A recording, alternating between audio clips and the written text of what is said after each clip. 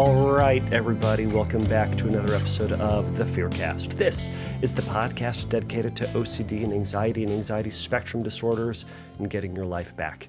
I'm your host, Kevin Foss, and I'm a licensed therapist specializing in OCD and anxiety disorders. And thank you all so much for joining me, for either listening on whatever podcast format you check it out on, whether or not you're going over to fearcastpodcast.com and listening to it directly through the website, whether or not you're watching over at YouTube. So, by the way, it is on YouTube. If you just Google Fearcast Podcast YouTube, I'm sure it'll pop up or something like that.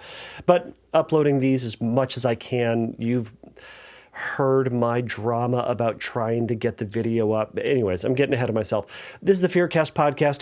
This is a question and answer based show. If you have questions about OCD and anxiety spectrum disorders, shoot me an email, give me a call, message me. I'm a Fearcast Podcast over at Instagram. You can send me questions over there. You can send me audio questions over there, which cut to the top of the list. We haven't gotten any audio questions in a while, but remember, those do get shifted to the top of the list to be the next recorded episode. But if you want some more anonymity, you can also send me just a text question. You can go over to fearcastpodcast.com. You can send me a question over there. You can send me a text question over at Instagram as well by sending me a DM.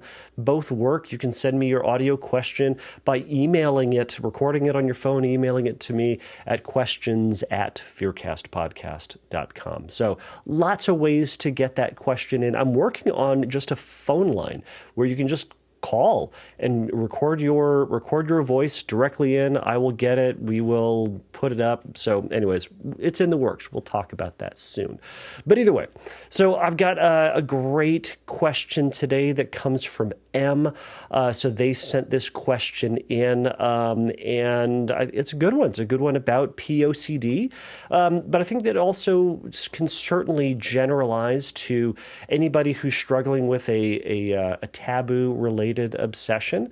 So a concern that, a taboo-related obsession is one of those obsessional themes that's kind of, it's not the one we're supposed to talk about in polite society. Generally, they have to do with violence or sex, if we're just being honest about it. So it can be POCD, so pedophile OCD. It can be harm OCD, so violent thoughts about towards yourself or other people. It can be, sexual orientation obsessions, formerly known as HOCD.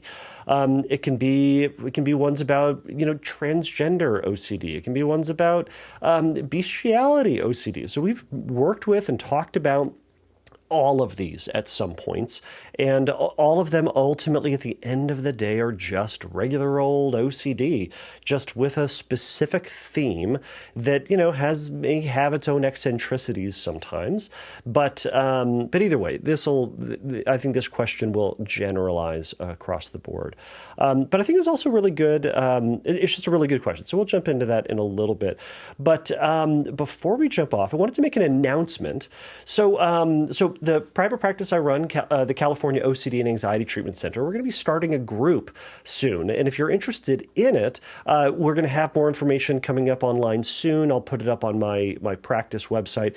But it's going to be a group specifically designed for POCD, but specifically for men struggling with POCD. So it'll be an online-based thing. I think we're going to start it just for right now for folks in California, and then depending on how much interest there is or success it has, we might broaden that out nationwide. But wanted to throw that out there that's going to be in the works.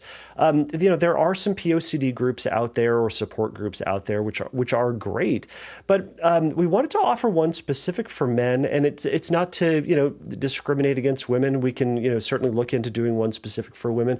But, one of the folks on staff with Cal OCD, his name is Jerry, he's a fantastic clinician, will be running it. And this is kind of his idea to reach out to men who may feel like, talking about these subjects in a traditional group or in another support group, it doesn't feel safe for them, or they may not be willing to in, as it were, mixed company. So we wanted to have a group specific just for men to be able to share what the experiences they have struggling with POCD, what exposures may be more difficult for men, what it's like for them, and just to offer encouragement.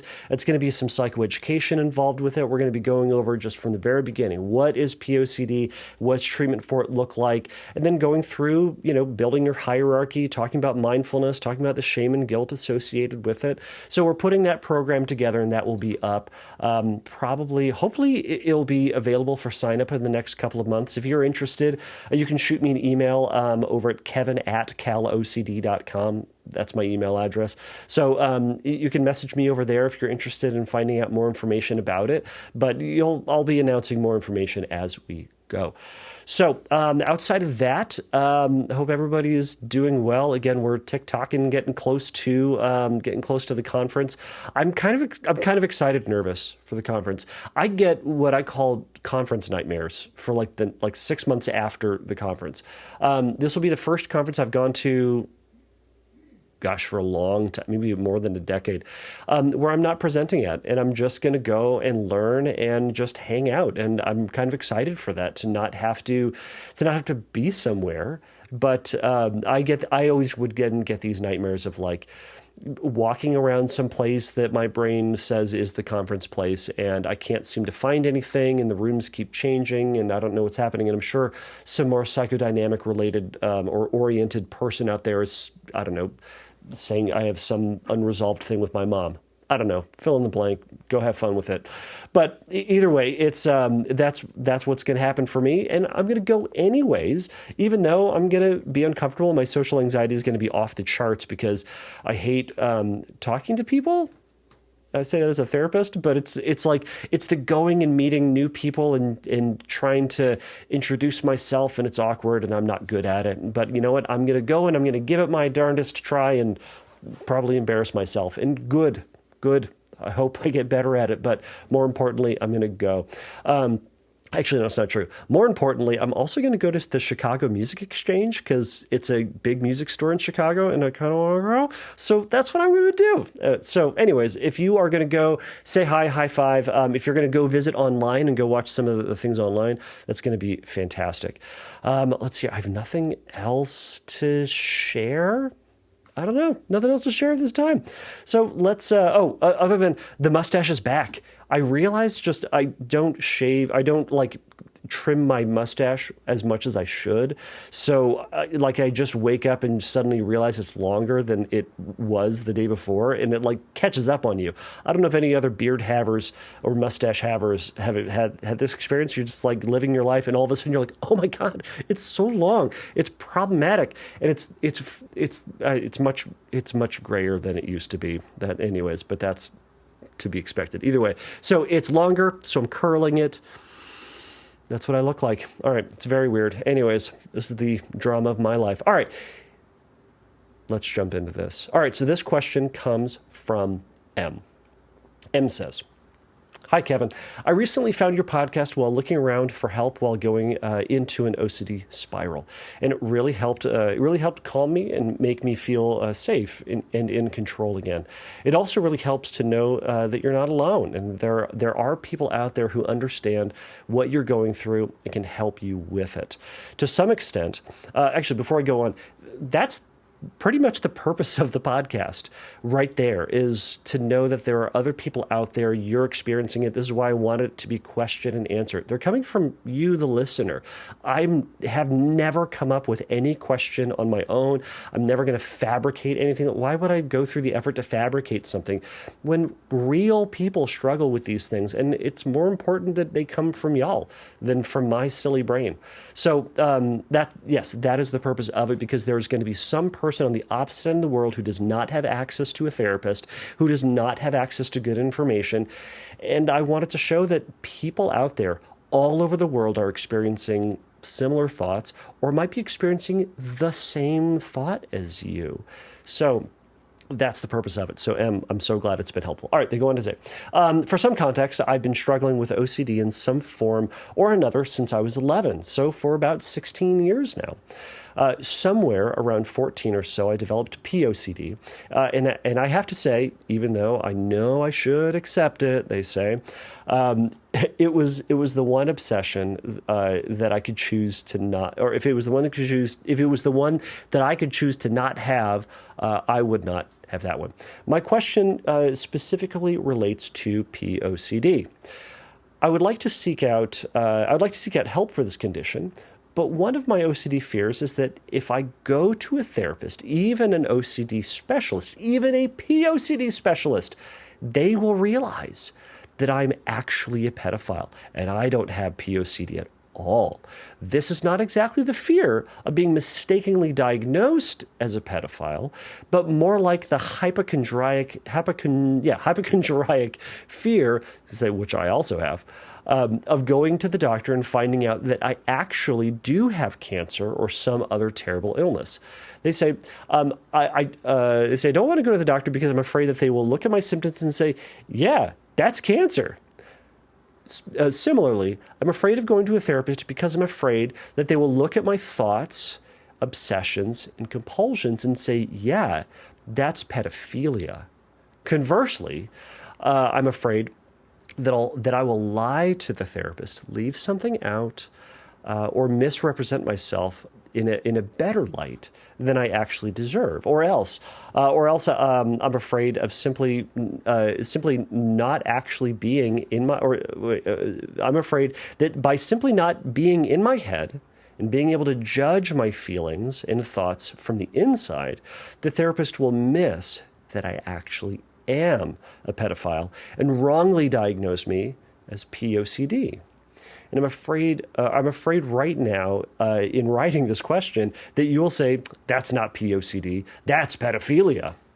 You don't say that would be the fear that you would have. Anyways, they say, have you ever seen someone with these types of fears? And what can I do about them so I can actually start thinking about getting the help I need for this? So, Em, thank you so much. This is a great question, and this is an obstacle that I've certainly seen in folks where they don't want to see a therapist. They don't want to take the leap and reach out and talk to a doctor, talk to a therapist, talk to a LCSW, whatever it is, or just simply share this because they're afraid, just as you said, that maybe that they're going to misdiagnose and say, well, it comes in a lot of different flavors, right? So as you said, it's, maybe they're going to actually miss it and say, no, they're going to say, well, no, it's not POCD. Well, it's pedophilia. Or they're going to miss it and go, well, it's not POCD. Wait, did I reverse that? It's not POCD. It's actually pedophilia. Or they're going to say, no. It's not pedophilia when it really is. And they're going to say, no, you're, quote, you just have POCD, right? So, it's these subtle caveats in it, but it's kind of this fear of missing the right thing. And I wonder if for you, as it has been for some, I'm hearing flavors of it in this is what if you're going to miss the right diagnosis? They're going to mess it up, or you're going to mess it up, and they're going to have the wrong diagnosis. So you're not going to get the care that you need. That can be one fear, and that's certainly a fear that one can have. But the other is, like, you already have this worry that, like, oh no, like that's the OCD thought, right? So with pedophile OCD, for anybody who's new, POCD, pedophile OCD, is obsessive compulsive disorder. So obsessive thoughts, oh no, what if something is true about me or not true about me? Or what if I do something and this happens? Or what if I don't do something and that happens? I don't want that. Well, it makes me feel anxious. Well, I don't like feeling anxiety and I don't like feeling uncertain, so I'm going to do something about it to try to make myself feel more confident, or I'm going to ensure that bad thing doesn't happen, or at the very least I just feel better. So do the thing. That's the compulsion. It can be avoidance or reassurance seeking, or it can be a ritualistic behavior. It can be a lot of things. So once you do that thing, you get relief. But it also reinforces the thought. Compulsions work for a short time until they don't. But they tell your brain, to this thought that is silly and doesn't make any sense and doesn't reflect who you truly are, and you're terrified of it and you don't want it, it reinforces the thought itself by saying, oh, this thought's important. In fact, here's the right way to deal with this, is through compulsion. Not through ignoring it, not through saying, well, that's a silly thought, and moving on with your life as you would like, because you've told yourself 1,000 times you're not a pedophile. You've said, I'm willing to bet. You've told yourself, this is not me. This is not what I'm into. This is not what I like. I don't want this thought. This thought has nothing to do with me or my interests or my genuine attractions, and yet it persists. And it persists because you spend a lot of time on this. And that's how those thoughts get reinforced. right? Now, they are scary. To have this accusation leveled against you that says you are the opposite of who you believe yourself to be. You are this terrible, horrible, bad thing. And you go, but I'm not this terrible, horrible, bad thing. And then it says, prove it. And that's where the compulsion comes in. It's like, again, it's like my son or my daughter saying, Dad, you're Cookie Monster. And I go, but I'm not. And they go, prove it. Well, am I going to spend time proving to my 7 and 4-year-old that I am not Cookie Monster? Well, I could spend that time. I could show them what Cookie Monster looks like, and they can see me. I can show them, the Cookie Monster is a puppet, and that no one has it doesn't matter. But it's that I'm not a puppet. Point is, I could do that, and they can go, okay, but I still don't believe you, Cookie Monster. And then I'm back to the races. Now I'm constantly in this cycle of trying to prove to these kids that I'm not Cookie Monster. Ugh. Kids are the worst sometimes, not believing that I'm actual human. Anyways, but this is how those thoughts get reinforced, right? So our ultimate goal, like with the Cookie Monster question, hey, Dad, you're Cookie Monster. Okay. And to move on with my day. I'm not going to fight with them on that question. I'm going to live my life. And if they want to think I'm Cookie Monster for a short bit, cool. Live your dreams, kids. But I know who I am. OCD doesn't let you just simply off the hook that way. We have to choose. We have to fight for that by saying, fine, whatever. And we disregard it. By taking the compulsion and pulling it out, sitting with that uncomfortable feeling and that uncomfortable accusation, and moving on with our day. Anyways, there's a lot of stuff we can go into that. All right, so for you, M, so you got this fear. This fear stops people from going in because they're terrified again. They're not going to get the treatment that they want, or the treatment that they ought to get, or they're going to be misdiagnosed as something that they're already terrified that they are, right? What if I am indeed a pedophile? Okay. So this is kind of that, I'm going to call this Schrodinger's pedophile. All right. Now, if you've never heard of Schrodinger's cat is a mental exercise where it's kind of this idea. And anyways, it doesn't matter how it was produced. I'm going to screw it up anyways. Here's the setup. There's this box. You can't see in it. You can't hear what's inside of it. There's this closed, sealed box. Inside this box, they put a live cat. And then inside that box, they also put I think it was a radioactive thing. They put poison in there that somehow is going to open and explode and is going to kill the cat, right? And they close up this box. Now, you don't know when the little vial of radioactive stuff is going to go off and kill this cat, but you know it's going to go off. But has it gone off? We don't know. But will it soon? I don't know. Has it already? I don't know. So the idea is that in that box, at any moment, the cat is both alive and dead at the exact same time until you open it. And once you open it, then you discover the truth. But if the cat's dead, did you just kill the cat? Well, you would say no, because, the nuclear thing inside of it killed the cat. The radioactive thing killed the cat. But did it? With the box sealed, you can't see, hear, anything like that inside of it. We don't know. But is both alive and dead at the exact same time. So it's a metaphysical exercise. Anyways, doesn't matter. So it's Schrodinger's pedophile. It's kind of this fear that you're talking about where you are saying, well, I don't believe that I am. OCD says that you are. And then it says, well, then it suggests, if you go, then you're going to know. And what if it is the worst thing? What if it's cancer? Right? I don't want to go to the doctor. My mom would say, you never get sick until you go to the doctor, which is preposterous. It's obviously not true, Mom. Anyways, you're never sick until you go to the doctor because the doctor tells you how you're sick. You're obviously sick. You felt sick, but you never get a diagnosis until you go to the doctor. Okay. It's preposterous things that I heard. All right. What we want to do with this is that you're stuck in, I'm hearing that you're stuck in this never-ending cycle. Should I go? Should I not go? I want to go because I want to get treatment, but I don't want to go because I don't want to find out the worst thing could be true. But so you're back to this rumination and this back and forth and playing every scenario out to try to figure out what's going to be the exact right thing to do so that you can know what's the right way to say it, what's the right way to convince the doctor of exactly what you're going through. Because if they know exactly what you're going through, then they're never going to miss it. You're going to get the exact proper right diagnosis, and then you're going to live happily ever after. Sounds nice, right? Here's the problem. You can go through that whole process 1,000 times over, and your brain will then say, yeah, but what if they still misunderstand? Well, now that you're back to the beginning, now you have to figure out an even tighter explanation, an even ironclad way to share what you're going through. And there's never a way to do that because there's always the question of uncertainty. What if they simply don't understand? What if you mispronounce something? What if I don't know, you can answer anything, right? It's because there will always be something that will put that into question. There is the reality of uncertainty in this process, M, that you will have to accept in order to get treatment that you're saying that you want and you're saying that you need.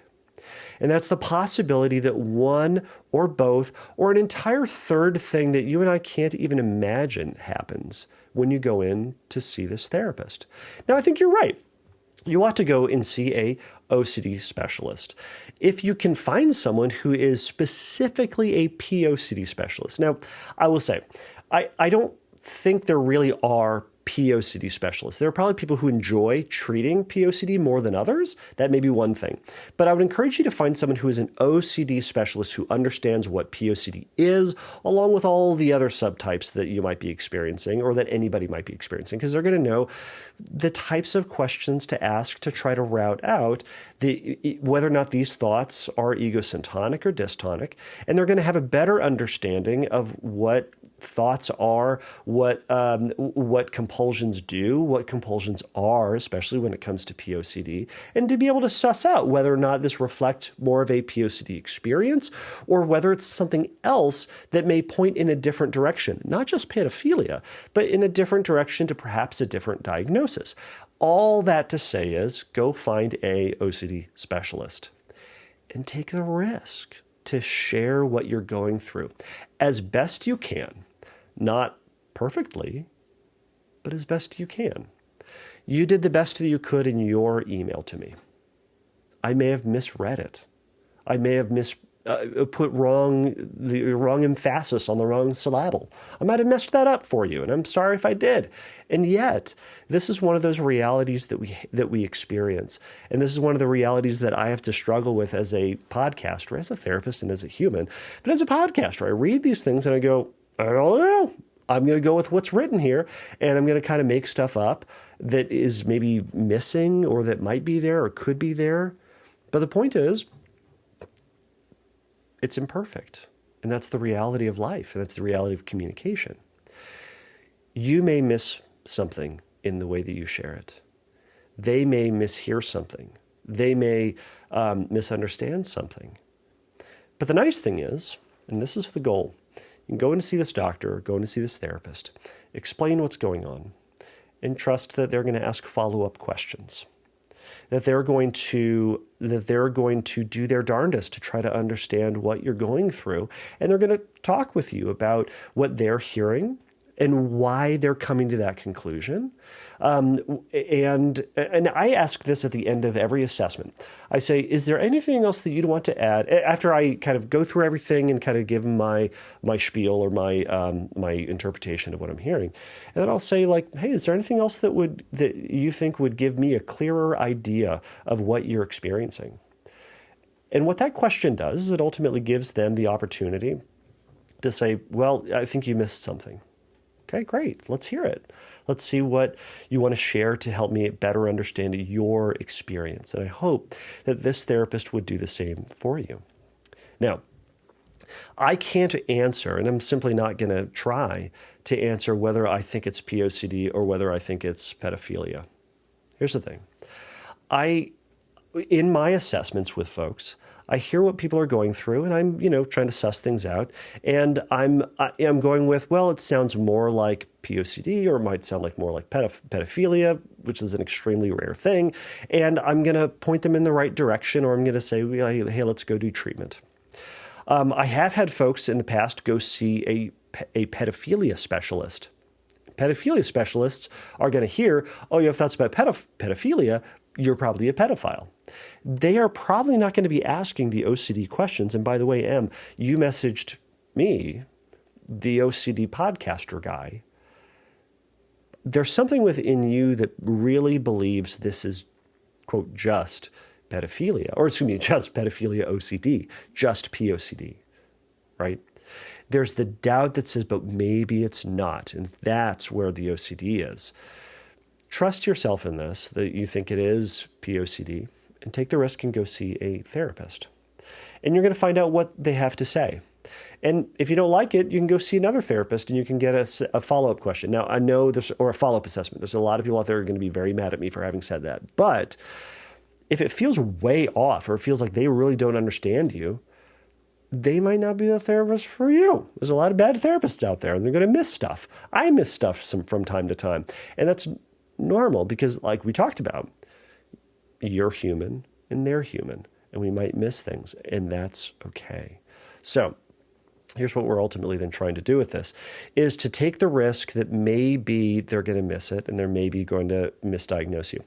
One thing you can do in preparation for this is look at the compulsions that you're doing around setting up an appointment and try to progressively pull back on the amount of time that you're spending ruminating about what's the right thing to say, ruminating about or searching for the exact right perfect therapist to go to who's truly going to understand you.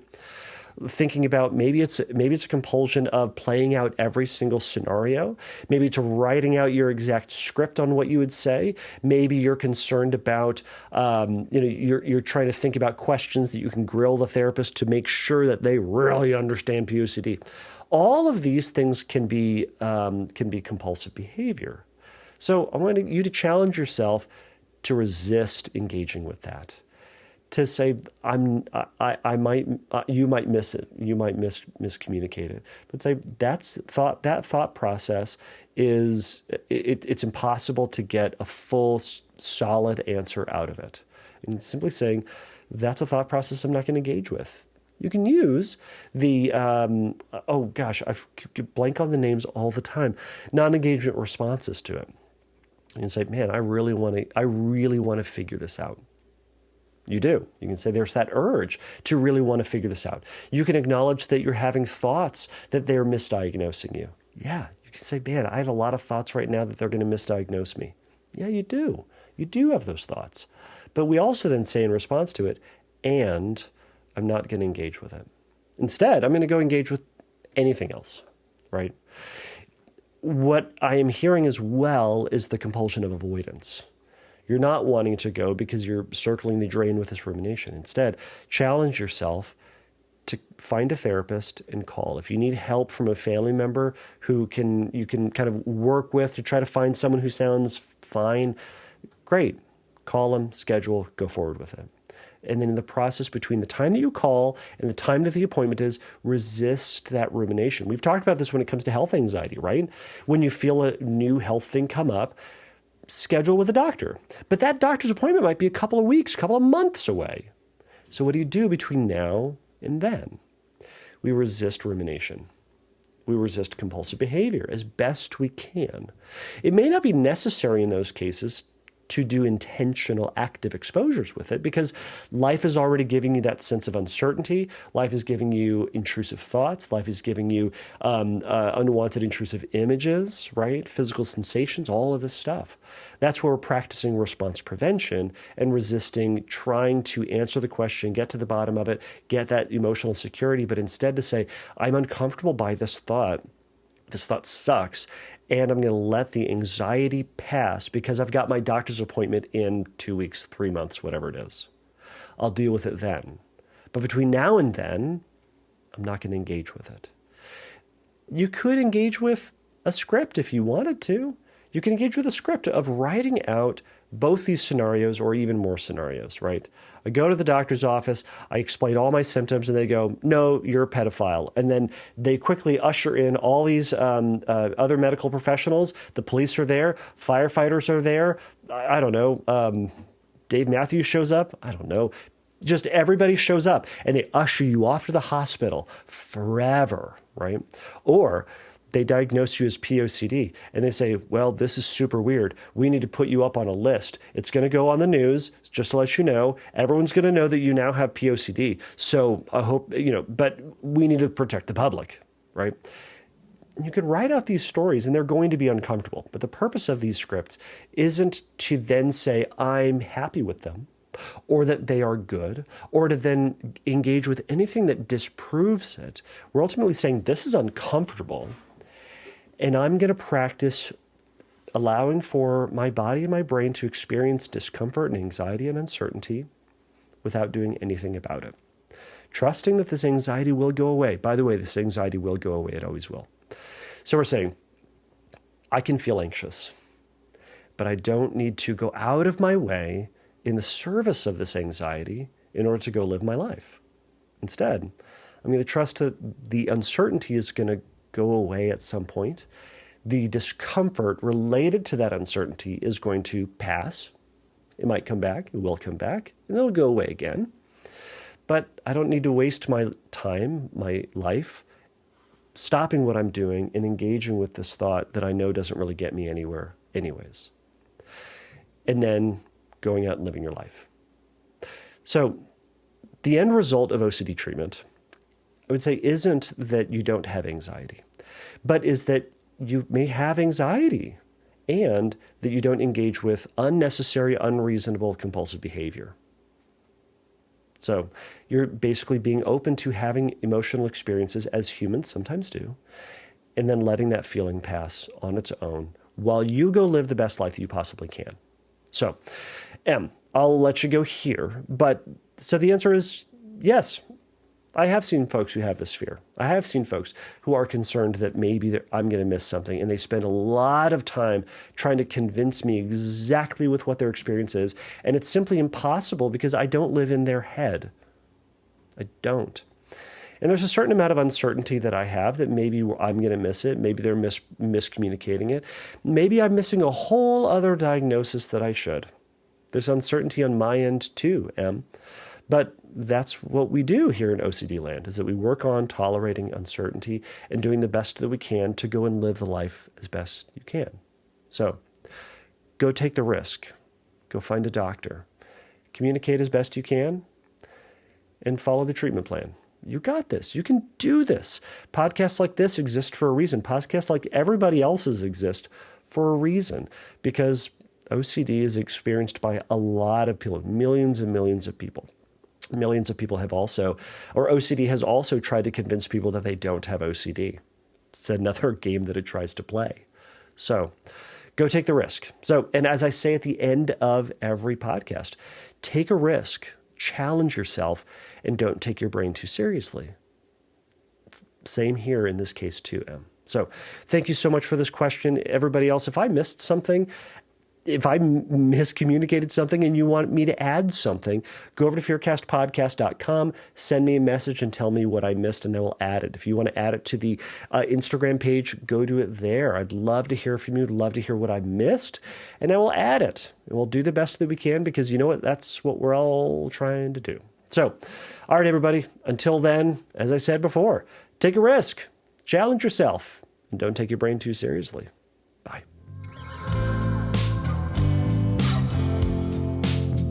Thank you for listening to the Fearcast. If you would like your question answered on a future episode, please click on the Submit a Question link at fearcastpodcast.com. If you would like your question answered sooner, please send me a recording of your question to questions@fearcastpodcast.com, or by sending me an audio message through Instagram by DMing me at fearcastpodcast on Instagram. If you like the Fearcast, please write a review on your podcast platform of choice. Please remember that the Fearcast is not a substitute for psychotherapy. If you need a little bit of help in your recovery, please go over to fearcastpodcast.com and click on the Find Help link, and there's going to be some information for you there. So until next time, take a risk, challenge yourself, and don't take your brain too seriously. Bye.